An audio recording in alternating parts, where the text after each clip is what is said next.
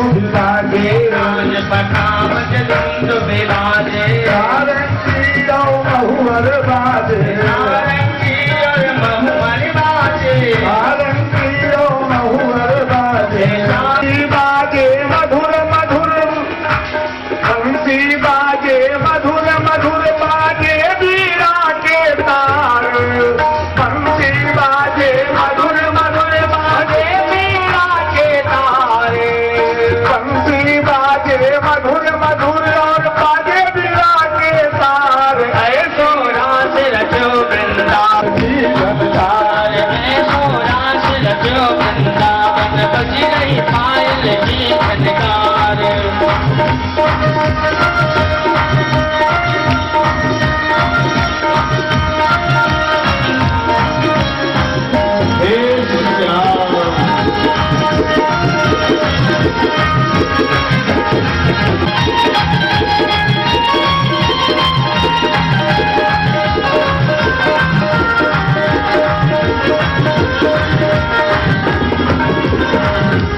बोलिए वृंदावन बिहारी लाल की भगवान श्री कृष्ण ने पहुंचकर जैसे ही अपने चरणों को का स्पर्श उस अजगर को कराया, अजगर के सारे अशुभ भस्म हो गए और वह सर्वांग सुंदर स्वरूप वाला बनकर के खड़ा हो गया। उस पुरुष के शरीर से दिव्य ज्योति निकल रही थी। वह निकला हुआ पुरुष भगवान से कहता क्या है, अहम विद्याधरः कश्चित अहम विद्याधरः कश्चित सुदर्शन इति श्रुतः। कृपा भी थी और लक्ष्मी भी थी। किसी भी रूप स्वरूप को देख करके किसी पर हंसना वह तो कदापि शोभा नहीं देता है। तो मानवता का सही बात तो यह है कि मानवता का अपमान कर रहे हैं, क्योंकि वह तो ईश्वर प्रदत्त है, भगवान ने बनाया है।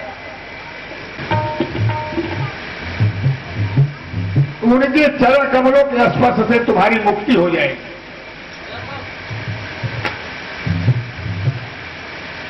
तो हे भगवान, आपके चरण कमलों का स्पर्श हमें हो गया। इस प्रकार से नंद बाबा को उस अजगर से मुक्ति दिलाया भगवान ने। भगवान के उस अद्भुत प्रभाव को सारे ग्वाल वालों ने देखा।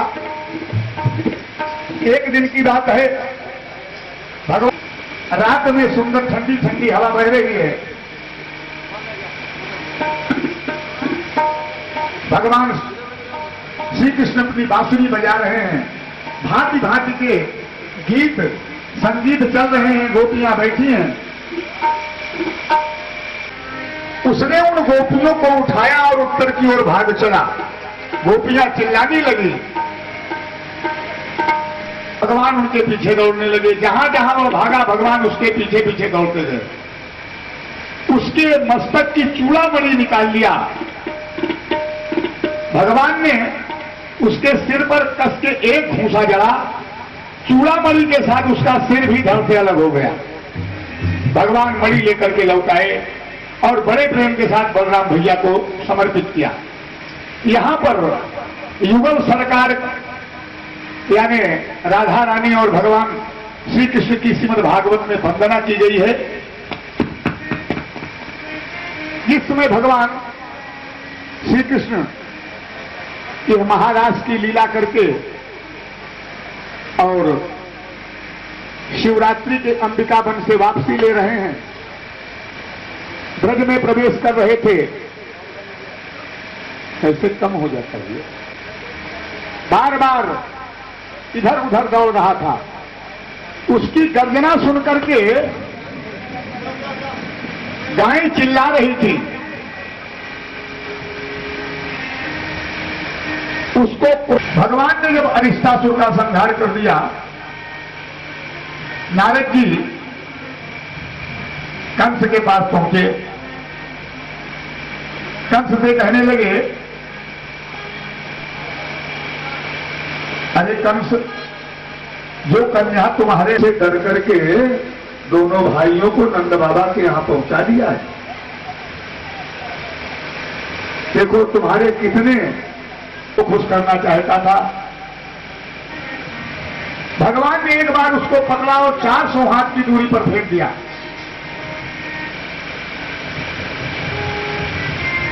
वह अपना मुंह खोल करके घोड़ा भगवान की ओर दौड़ा। भगवान ने अपना बायां हाथ उसके मुंह में घुसा, मोटा इतना मोटा किया कि उसका सांस का आवागमन बंद हो गया। छटपटा करके भगवान ने उस केसी नाम के राक्षस का भी गोविंदाय नमो नमः कर दिया।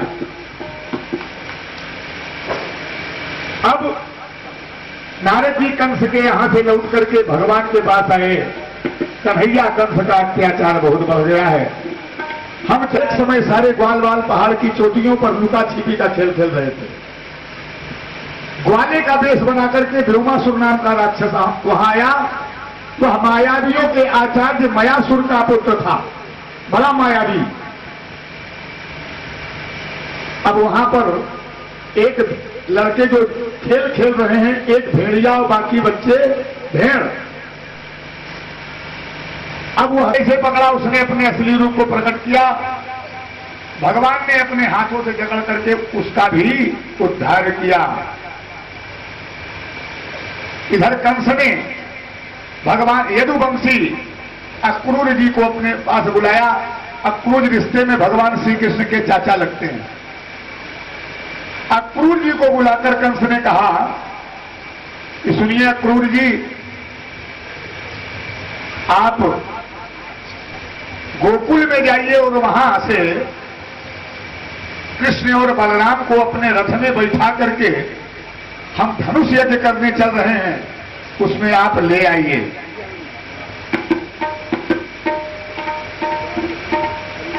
अक्रूर जी ने सोचा अगर कंस को मना कर देंगे तो मार डालेगा, करेंगे। अब दर्शन करना है आपको, शाम को है, लेकिन सवेरे से जितने काम आप करते हैं हर बार याद आ जाती है हनुमान जी के दर्शन करने जाना है। ये एक प्रकार का भजन है। दिन भर भगवान की याद कम से कम बनी रहती है। यहां पर अक्रूर जी जब जा रहे हैं, भगवान को हमारे श्याम सुंदर मदन मोहन चले जा रहे हैं और ये अक्रूर जी लेने आए हैं। उनको बड़ा कष्ट हुआ। गोपियों ने कहा, अहो विधातस्तवन क्वचित् दया संयोज्य मैत्र्या प्रणयेन देहिनः काश्चाकृतार्थं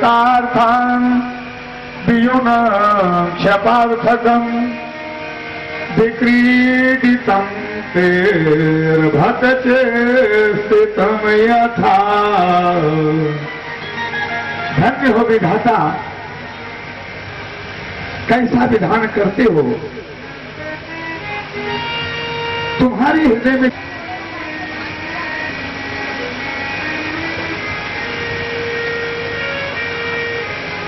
किसी से किसी को मिलाते हो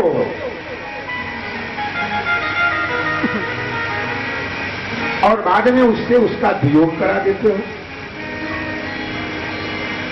अरे भाई, वियोग कराना है तो मिला के अंदर कैसे? तुरंत निकल आए और बाहर जब आए तो देखा कि दोनों रथ पर बैठे हैं। ये जल में कैसे आ गए? तो रथ पर भी बैठे हैं और जल में भी हैं। उन्होंने सोचा मेरा भ्रम है, अब जल में डुबकी लगा दिया। विवेक्षु परिवारिता। बलराम जी अपने ग्वाल बालों के साथ मथुरा नगरी को देखने के लिए नगर में प्रवेश किया।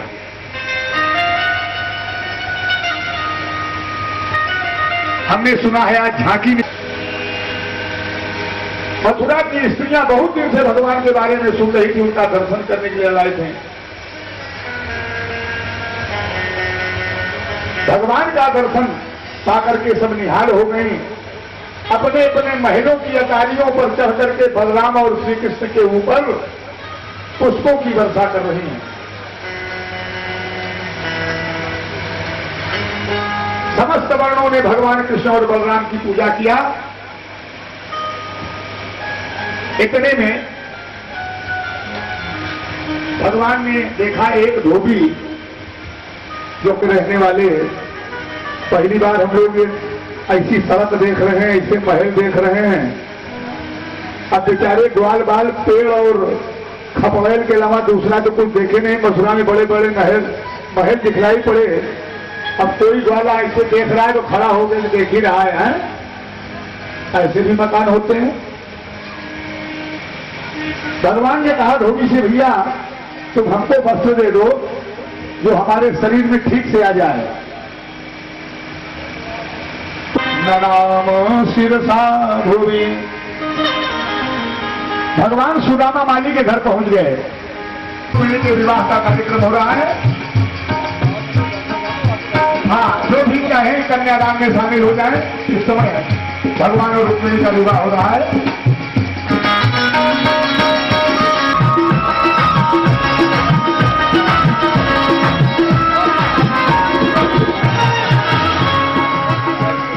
बड़ी बड़ी अखियों में झिरो झिरो कजीरा, बड़ी बड़ी अखियों में झिरो झिरो कजीरा, बड़ी बड़ी अखियों में झिरो झिरो कजीरा, बड़ी बड़ी अखियों में झिरो झिरो कजीरा, झिरो झिरो कजीरा, झिरो कजीरा, झिरो कजीरा, झिरो कजीरा, बड़ी बड़ी अखियों में हमारी गुलाम तेरो बनवारी, वारी गुलाम तेरो बनवारी। सुन बरसाने वाली गुलाम तेरो बनवारी। आजा हो आज पे नाचे वाली गुलाम तेरो बनवारी। सुन बरसाने वाली गुलाम तेरो बनवारी।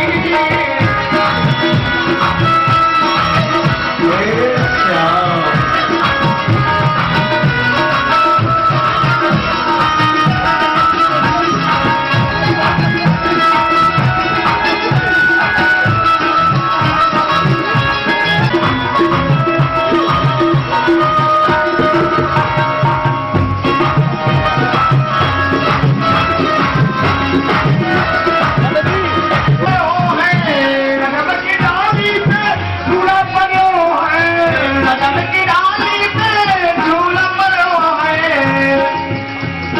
छोटा देवे गिरिधारी गुलाम तेरो बनवारी। छोटा रे सुन बरसाने वाली गुलाम तेरो बनवारी।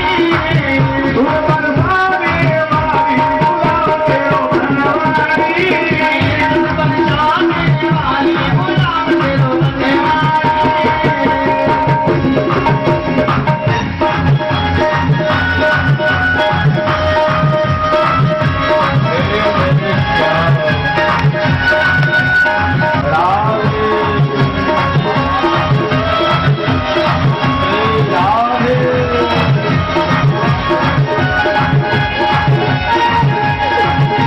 दोनों हाथों से आपको तालियां बजाते हुए प्रभु के चरणों में समर्पित करते हैं तालियों को।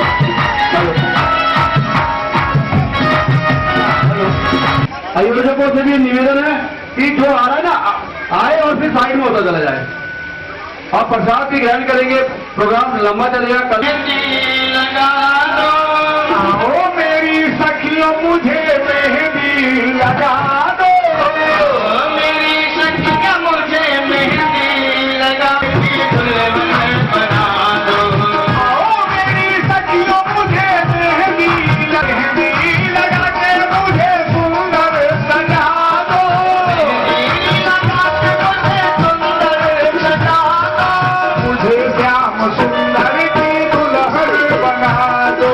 मुझे श्याम सुंदर की दुल्हन बना दो।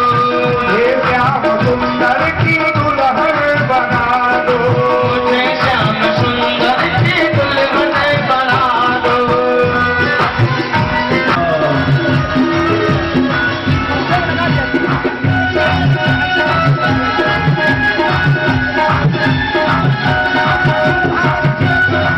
दोनों Yeah.